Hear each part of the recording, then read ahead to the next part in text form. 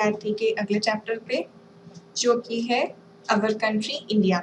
अब जैसा कि आपको इसकी हेडिंग से ही समझ में आ रहा है, इसमें हम जानेंगे हमारी अपनी कंट्री इंडिया के बारे में कुछ इम्पॉर्टेंट फैक्ट्स, कुछ स्टडी डिविजन्स और बहुत सारी इंटरेस्टिंग बातें। So we will start with the expansion of India. सबसे पहले हम बात करेंगे हमारी कंट्री के एक्सपेंशन की। जैसा कि हम जानते हैं ये हमारी इंडिया कंट्री है। इसको अगर आप ध्यान से देखें तो आपको ये समझ में आएगा कि इसका जो हाफ पार्ट है, वो अपर पार्ट जो है वो एक तरीके से लैंड से सराउंडेड है, और जो जस्ट हाफ डाउनवर्ड पार्ट है वो पूरा का पूरा वाटर बॉडीज से सराउंडेड है। ये आप देख सकते हैं कि बेसिकली हम कह सकते हैं हमारी कंट्री ना सिर्फ लैंड बॉर्डर्स से सराउंडेड है, बल्कि उसमें कहीं ना कहीं वाटर बाउंड्रीज भी है। चलिए बात करते हैं। सबसे पहले इसका जो नॉर्थ पार्ट है इसमें हिमालयाज है, वेस्ट में यहाँ पर अरेबियन सी है, ईस्ट में बे ऑफ बंगाल है और साउथ में इंडियन ओशन है। इसको हम डायग्राम में भी देखें तो हम जानते हैं कि ये वाला जो पोर्शन है इसमें पूरे हिमालयाज है, यहाँ पर वेस्ट बे ऑफ बंगाल है, यहाँ नीचे इंडियन ओशन है और यहाँ पर अरेबियन सी है। इसके बाद जो एरिया ऑफ आवर कंट्री है ये है 3.28 मिलियन स्क्वायर किलोमीटर्स। इसको ध्यान रखें कि जो एरिया है वो है 3.28 मिलियन स्क्वायर किलोमीटर्स। फिर नॉर्थ टू साउथ एक्सटेंट की बात की गई है, जो कि है कश्मीर से कन्याकुमारी तक।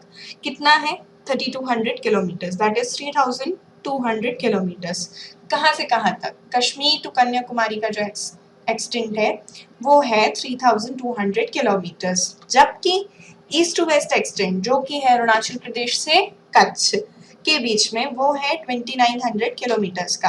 देखिए हमारा जो ईस्टर्न मोस्ट स्टेट है वो है अरुणाचल प्रदेश है, तो यहाँ से गुजरात में कच्छ तक का जो एक्सटेंट है वो है 2900 किलोमीटर्स का। आफ्टर इट हम इसको देखें तो हम जानते हैं, अब लोकेशनल सेटिंग्स की इसकी बात करते हैं। जब हमने एनसीईआरटी का चैप्टर पढ़ा था ग्लोब, लैटिट्यूड्स एंड लॉन्गिट्यूड्स, उसमें हमने बेसिक्स बातें देखी थी, जिसमें हमने ये समझा था कि जो इक्वेटर होता है, 0 डिग्री लैटिट्यूड इक्वेटर होता है, वो हमारी अर्थ को, हमारे वर्ल्ड को एग्जैक्टली 2 इक्वल हेमिस्फीयर्स में डिवाइड करता है। That is northern part is called the northern hemisphere and southern part is called southern hemisphere, ये हमको मालूम है। उसके बाद हमने देखे थे कुछ और इम्पोर्टेंट लैटिट्यूड्स, जिसमें से एक था ट्रॉपिक ऑफ कैंसर। यहाँ पे मेंशन मैंने नहीं किया है, इसलिए नहीं किया ताकि आप याद रखें कि जो ट्रॉपिक ऑफ कैंसर है वो पास होता है 23.5 डिग्री नॉर्थ से। तो आप देख सकते हैं कि ये जो हमारी कंट्री है India, tropic of cancer passes through just half of our country. यहाँ पे आपको दिख रहा है ट्रॉपिक ऑफ कैंसर जो है वो हमारे कंट्री को एग्जैक्टली मिडिल से पास करती है। After it south to north जो इसका एक्सटेंट है लैटिट्यूड वाइज, इसको आप ध्यान रखिएगा, यहाँ पे हमें कंफ्यूज होने वाले 2 पॉइंट्स मिल रहे हैं। कैसे? देखिए सबसे पहले हम बात करेंगे लैटिट्यूडनल एक्सटेंशन की और उसके बाद हम बात करेंगे इसके लॉन्गिट्यूडनल एक्सटेंशन की। लैटिट्यूड्स की जब हम बात करेंगे तो हम जानते हैं इसके नीचे यहाँ पर 0 डिग्री इक्वेटर है, उससे जब आप नॉर्थ पार्ट पे अपवर्ड शिफ्ट होते हैं तो आपके नंबर्स इंक्रीज होते हैं, 0 डिग्री, 1 डिग्री, 2 डिग्री, 3 डिग्री, इसी तरीके से आप आगे बढ़ते हैं। तो क्योंकि हम कहाँ पर है? नॉर्दर्न हेमिस्फीयर में, तो हमारा जो एक्सटेंशन है वो स्टार्ट होगा 8 डिग्री एंड 4 मिनट से। इसको ध्यान रखेंगे, 8 डिग्री एंड 4 मिनट से, और खत्म कहाँ पर हो रहा है? 37.6 degree, that is 37 degree and 6 minutes के लैटिट्यूड पर हमारा एक्सटेंशन खत्म होता है। ये बात हो रही है latitudinal wise. Latitudes are the horizontal lines, ये हम जानते हैं, तो इसको ध्यान रखेंगे, बिल्कुल कंफ्यूज नहीं होंगे कि लैटिट्यूडनल एक्सटेंशन की बात करें तो 8 डिग्री 4 मिनट्स नॉर्थ से 37 डिग्री 6 मिनट्स नॉर्थ तक का एक्सटेंशन है। फिर आती है बात लॉन्गिट्यूड्स की। तो अब हम जानते हैं कि हमारी जो कंट्री है वो नॉर्दर्न हेमिस्फीयर में होने के साथ साथ ईस्टर्न हेमिस्फीयर में भी है। अब ईस्टर्न हेमिस्फीयर कैसे हमने बोला कि जो प्राइम मेरिडियन है हमारी जीएमटी, ग्रीनविच मेरिडियन, वो जब हमारी अर्थ को 2 हेमिस्फीयर्स में डिवाइड करती है, कौन कौन से? वेस्टर्न हेमिस्फीयर और ईस्टर्न हेमिस्फेयर, बिल्कुल। तो जब वो इसको डिवाइड करती है तो हमने ये पाया है कि हमारी जो कंट्री है इंडिया वो ईस्टर्न हेमिस्फेयर में है। तो अब हम देखते हैं इसका लॉन्गिट्यूडनल एक्सपेंशन।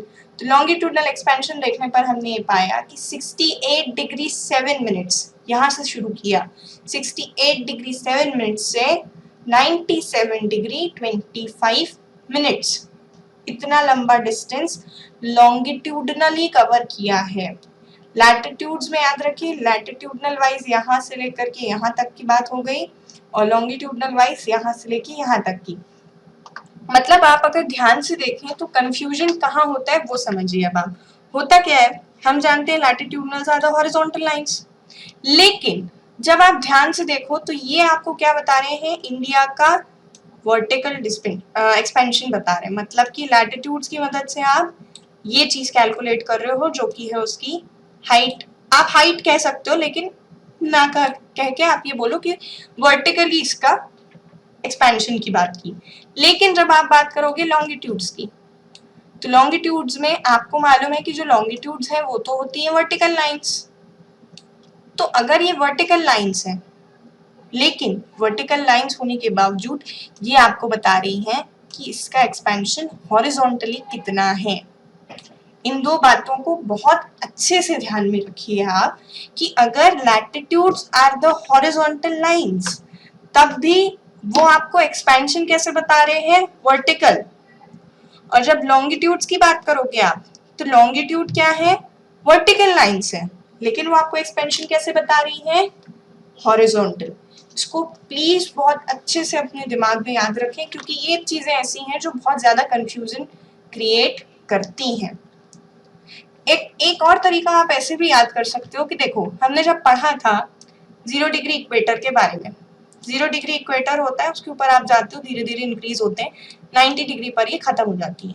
लैटिट्यूड्स 90 डिग्री से ऊपर नहीं होते हैं, ना नॉर्थ पार्ट नॉर्दर्न हेमिस्फेयर में, ना सदर्न हेमिस्फेयर में, ठीक है। तो आप जब यहाँ पे देखोगे एक्सपेंशन कैसे, longitudinal wise, longitudinal wise expansion देखने पे आपको पता चल रहा है 68 डिग्री 7 मिनट से ये शुरू हुआ और 97 डिग्री 25 मिनट्स पे खत्म हो गया।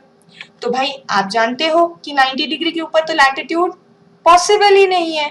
तो क्या हुआ, किसकी बात कर रहे हैं हम, लॉन्गिट्यूड्स की। सो ये दो तरीके हैं जिनसे आप इस चीज को बहुत अच्छे से अपने दिमाग में बिठा लें कि लैटिट्यूड्स और लॉन्गिट्यूडनल जो एक्सपेंशन है वो कैसा है, ठीक है। इसके बाद हम बढ़ते हैं आगे अगली टर्म पे। देखिए, अब हमने ये चीज भी पढ़ी थी कि जब 1 डिग्री ऑफ लॉन्गिट्यूड पास होता है सन के सामने से, तो जो चेंज ऑफ टाइम होता है वो होता है 4 मिनट्स के अबाउट। और वहीं हमने ये चीज भी जानी थी कि हमारे इंडिया के starting latitude, sorry starting longitude और एंडिंग लॉन्गिट्यूड में तकरीबन 30 डिग्रीज का डिफरेंस है, 30 डिग्री का डिफरेंस है, जिसकी वजह से क्या हुआ है कि यहाँ पर टाइम में डिफरेंस कैलकुलेट किया है हमने। अब क्योंकि आप जानते हैं कि 1 डिग्री लॉन्गिट्यूड की वैल्यू कितनी है, 4 मिनट्स के टाइम के बराबर। सो 30 डिग्री की वैल्यूज कितनी हो गई, 120 minutes, that means approximately 2 hours. क्योंकि डिफरेंस भी अप्रोक्सीमेटली 30 है, इसलिए हम कह रहे हैं दैट अप्रोक्सीमेट 2 आवर्स का डिफरेंस था।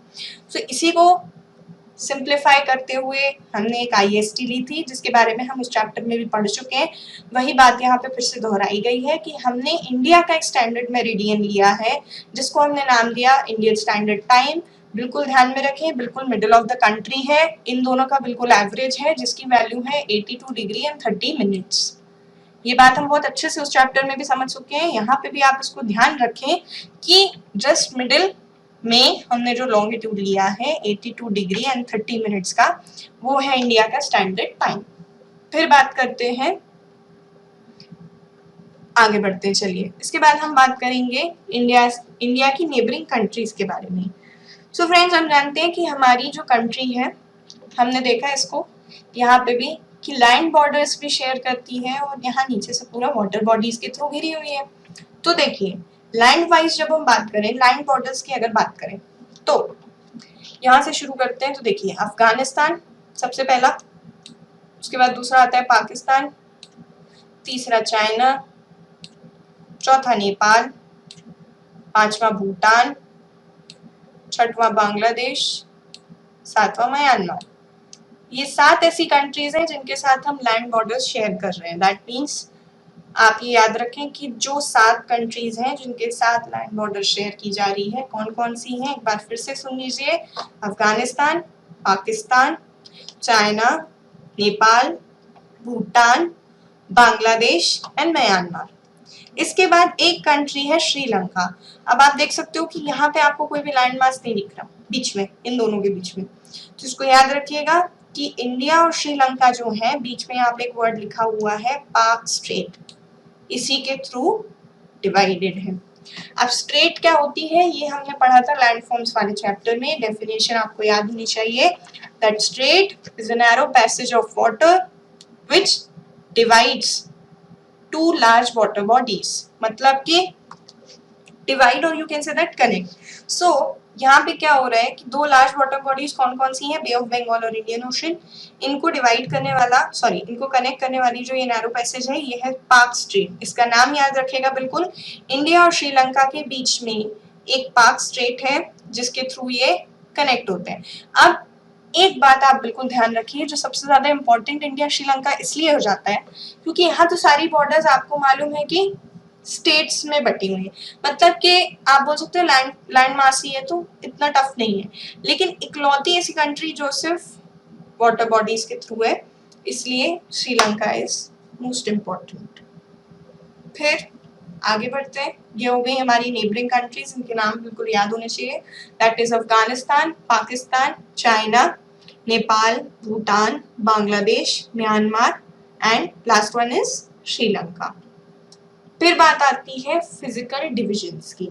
तो जब हमने एक चैप्टर पढ़ा था land forms on the earth, उसमें हमने ये चीज देखी थी कि हमारी जो अर्थ है वो सारी जगहों पर एक सी नहीं है। बिल्कुल, हमने देखा था कहीं पर माउंटेन्स हैं, कहीं पर प्लेट्यूज हैं, कहीं पर प्लेन्स हैं, कहीं पे रिवर्स हैं, कहीं पे ओशंस हैं। तो मतलब देखा ये गया कि जो फिजिकल स्ट्रक्चर है उसमें बहुत ज्यादा डाइवर्सिटी है, वो बिल्कुल एक सा नहीं है। तो आप कैसे स्टडी करोगे?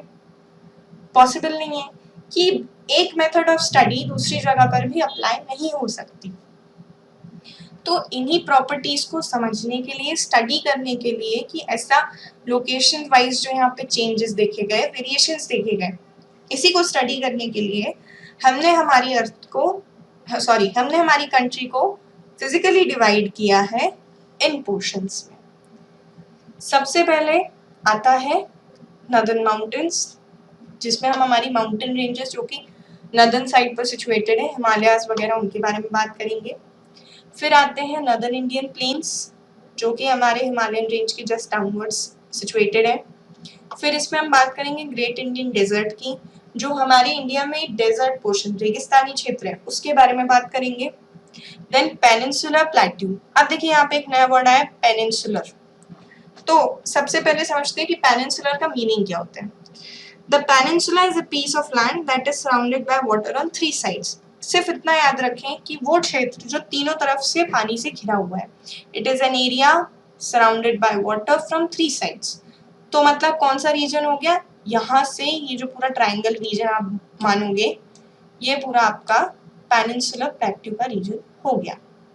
ठीक है, क्योंकि क्या है, ये 3 साइड से पानी से घिरा हुआ है, इसलिए आप इसको पेनिनसुलर प्लेट्यू में काउंट करोगे। फिर कोस्टल प्लेन्स और लास्ट है आइलैंड्स। कोस्टल प्लेन्स क्या होते हैं? कोस्टल प्लेन्स बेसिकली जो हमारे कोस्टल एरियाज के प्लेन्स हैं।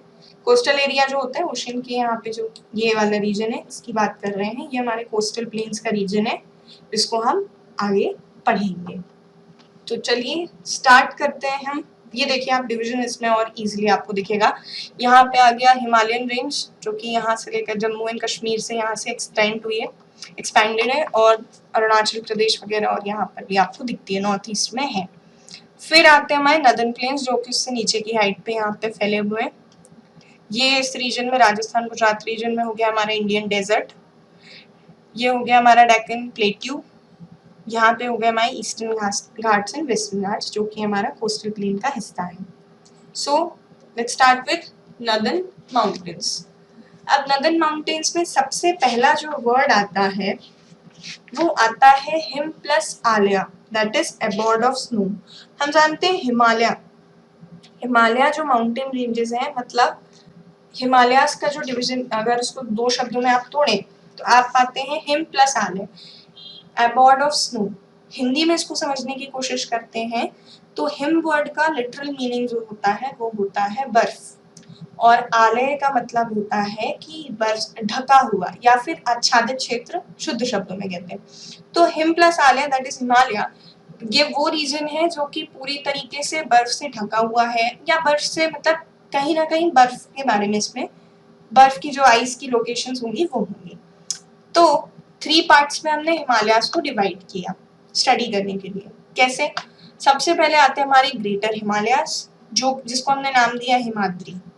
Himadri are the highest peak of the world, मतलब ये है हमारा डिवीजन। इसको आप देखें, हिमालयन रेंज इतने पार्ट्स में हमने कहा था डिवाइडेड है, तो ये जो हिस्सा है ये है हमारा ग्रेट हिमालयास का। यहाँ पर जब आप देखोगे तो आपको वर्ल्ड की सबसे ऊंची ऊंची जितनी हाईएस्ट पीक्स होंगी ना वो मिलेंगी, ठीक है। फिर सेकंड रेंज हमारी आती है मिडिल हिमालय, हिमाचल जिसको हम कहते हैं। हिल स्टेशंस यहाँ पर आपको मिलते हैं। अब हिल स्टेशंस मिलने का मतलब क्या हो गया कि कहीं ना कहीं ये जो पोर्शन है ये रीचेबल है, आप वहां तक पहुंच सकते हो, वहां पे उतनी हाइट के पीक्स नहीं होते हैं और वहां पर बसाहट भी पॉसिबल है, मतलब लोगों का रह पाना पॉसिबल है।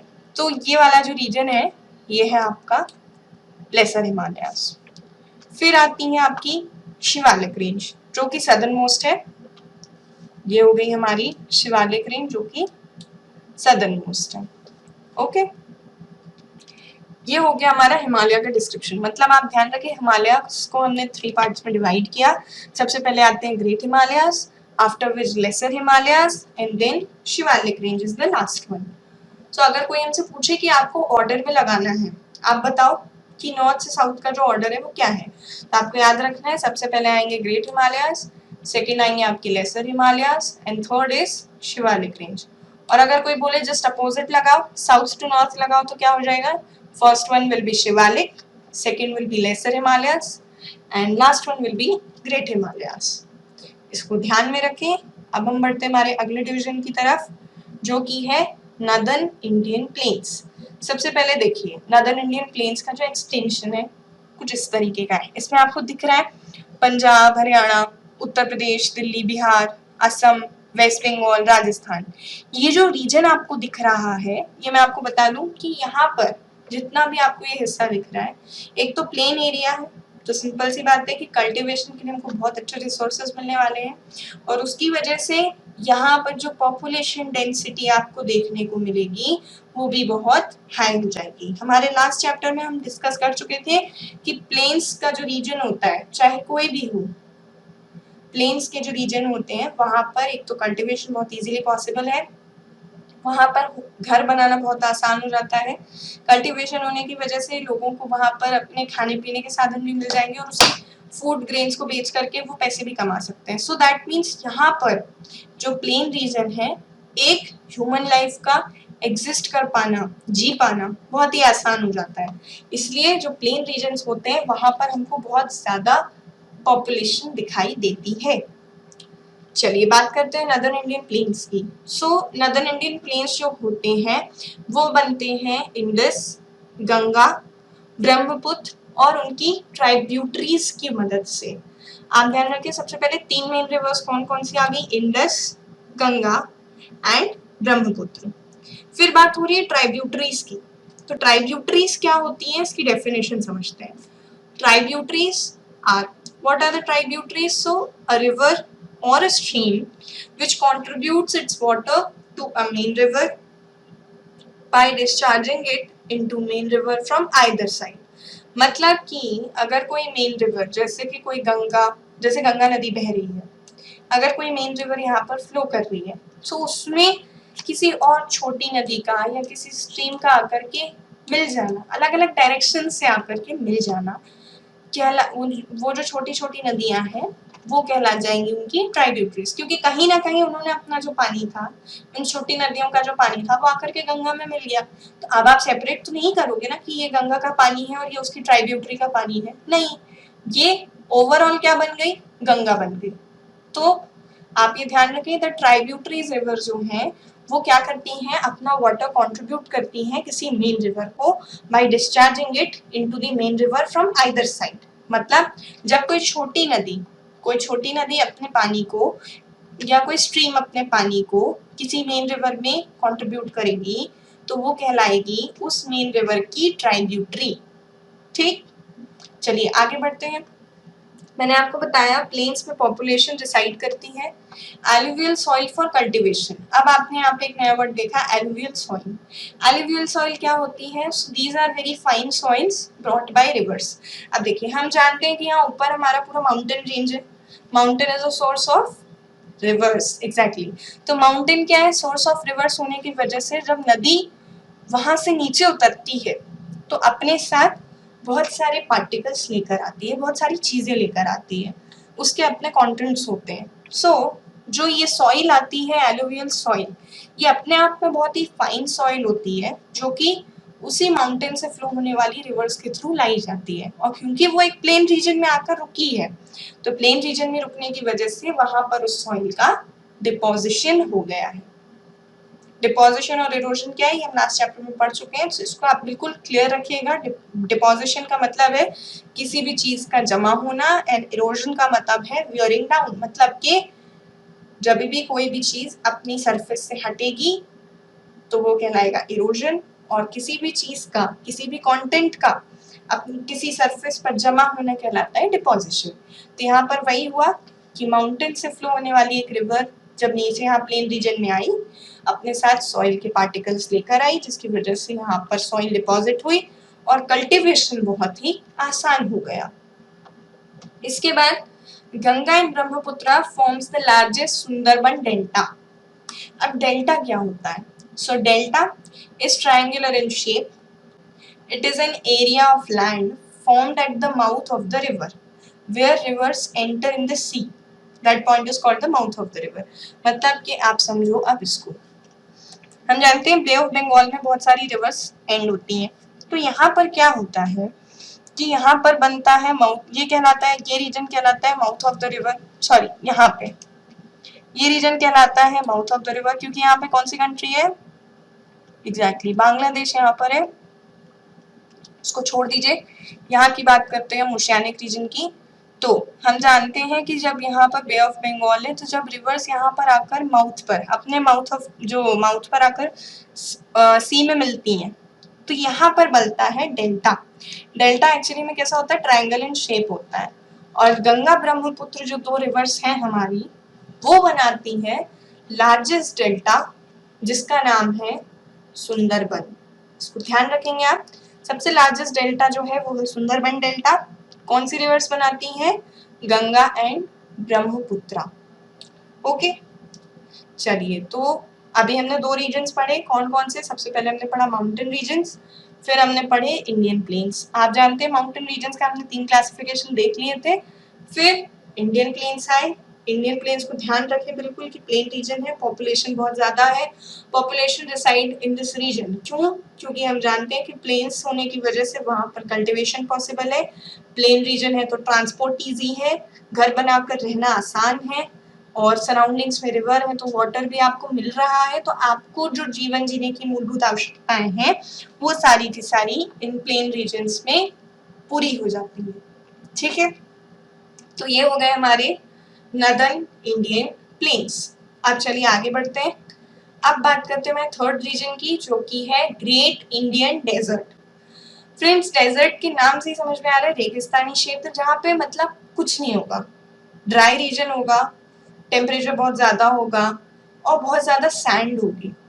तो हमारी कंट्री का जो एक्सटेंट है, इसमें अगर हम देखें तो ये वाला जो रीजन है, ये जो पूरा रेड से आपको हाईलाइटेड दिख रहा है, राजस्थान का ये रीजन, ये है हमारा डेजर्ट।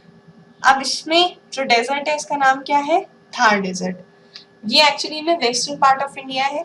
ग्रेट इंडियन डेजर्ट का जो पोर्शन है वो वेस्टर्न पार्ट ऑफ इंडिया में है। यहाँ पे बहुत ही लिटिल वेजिटेशन पॉसिबल है। क्यों? क्योंकि अभी हमने बात करी कि यहाँ पर क्या होता है, जो वेदर होता है, जो क्लाइमेट होता है, बहुत ड्राई होता है, बहुत हॉट होता है, और यहाँ पे सैंडी स्ट्रेच होता है, मतलब कहीं ना कहीं पानी की कमी आ गई।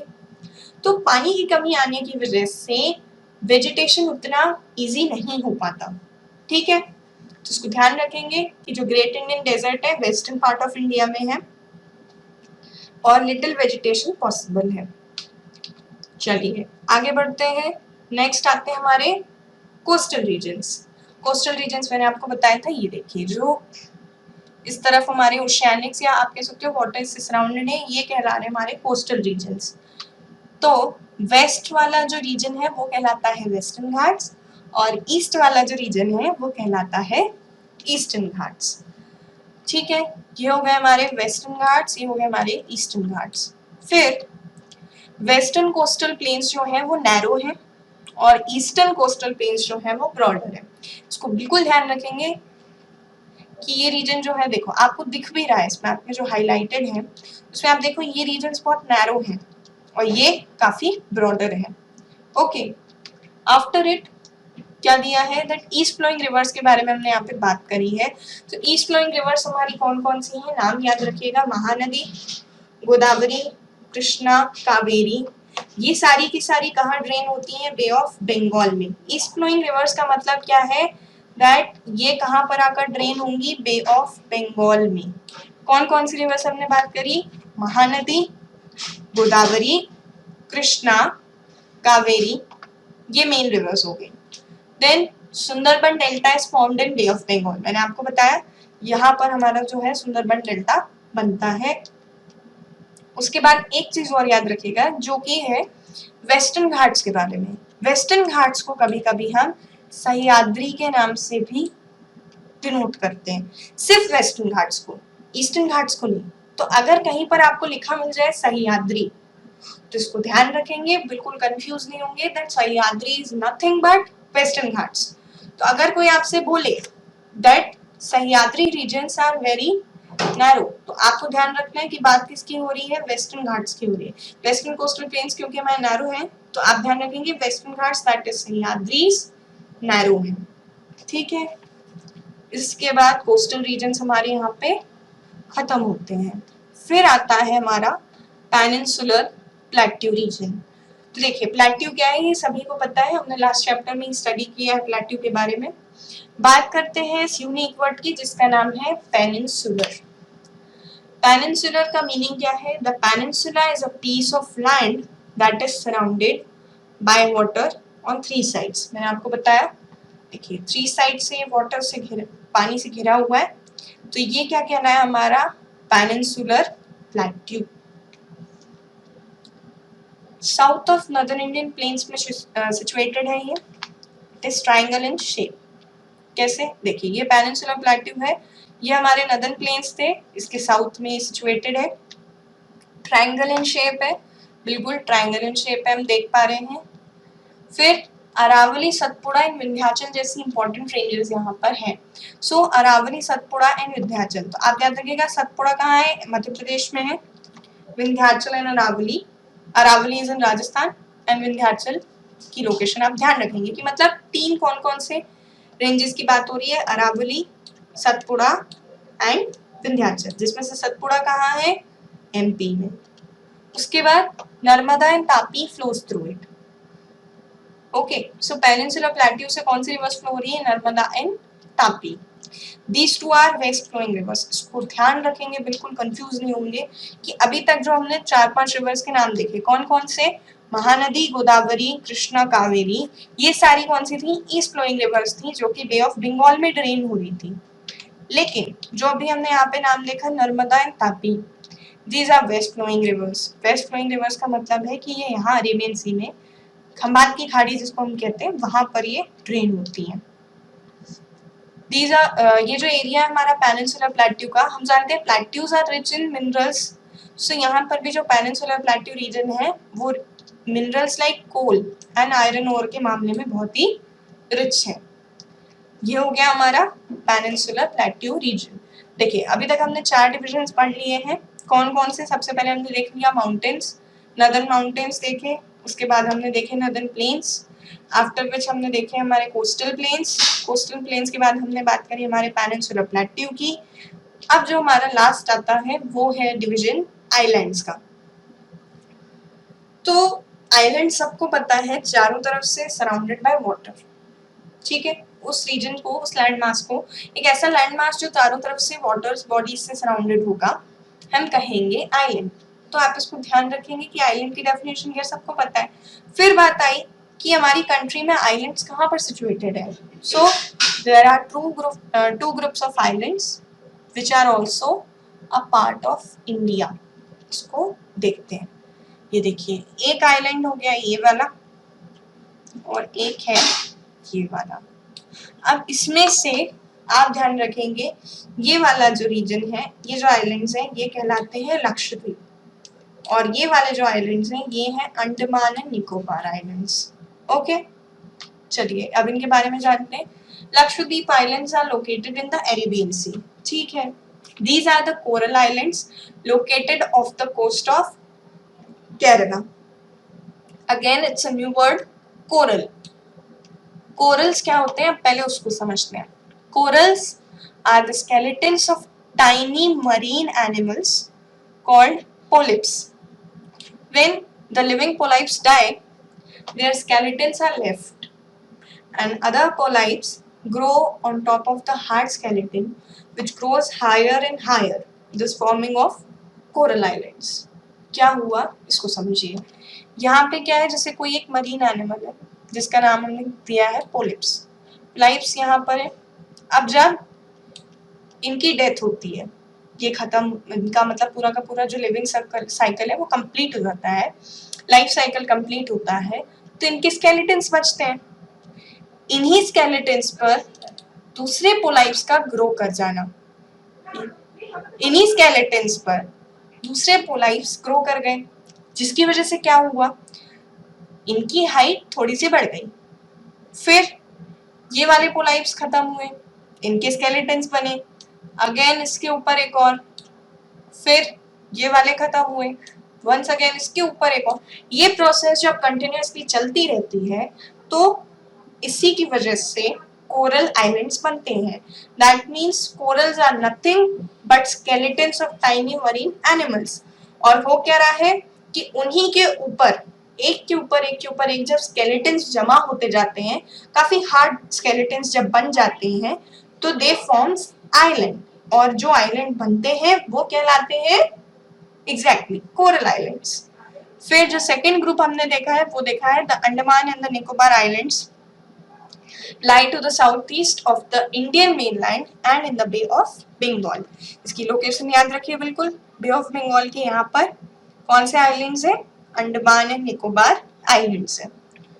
तो देखिए, हमने ये समझा कि हमारी जो कंट्री है इसको हमने फिजिकली स्टडी के लिए इन 6 पार्ट्स में डिवाइड किया, क्योंकि हम जानते हैं कि हर जगह पर लैंडफॉर्म्स एक से नहीं है।